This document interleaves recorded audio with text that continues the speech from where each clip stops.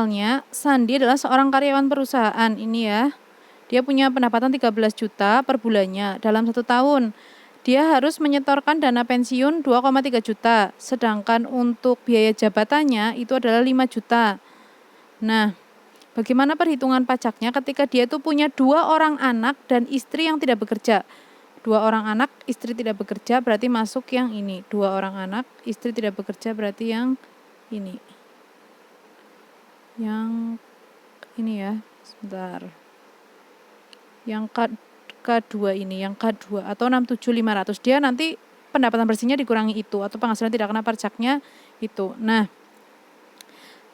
perhitungannya caranya dikalikan dulu penghasilan brutonya selama 1 tahun. Ini ya, 13 juta kali 12 ketemu 156. Setelah itu dikurangi dengan biaya jabatan dan dana pensiun. Biaya jabatan itu bisa ditentukan dalam bentuk langsung, ini 5 juta.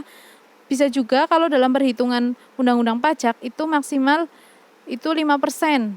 5% dari penghasilan brutonya. Jadi berbeda-beda tiap perusahaan.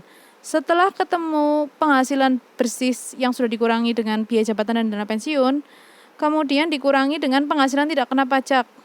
Penghasilan tidak kena pajak itu di sini adalah yang 675 tadi, yang K-2 tadi.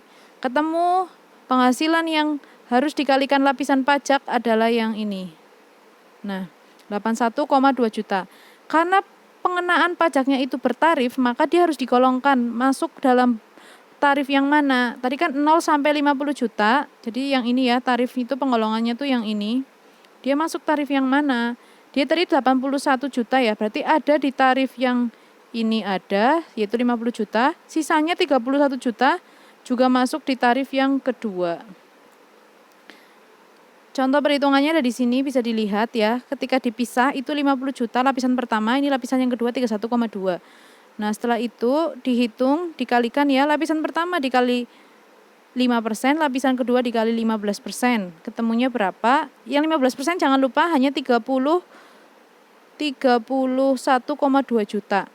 Nah, ketemunya berapa dijumlahkan? Inilah pajak dalam setahun. Kalau ditanya pajak sebulan berarti tinggal dibagi 12. Ini ketemunya. Itu contoh perhitungannya.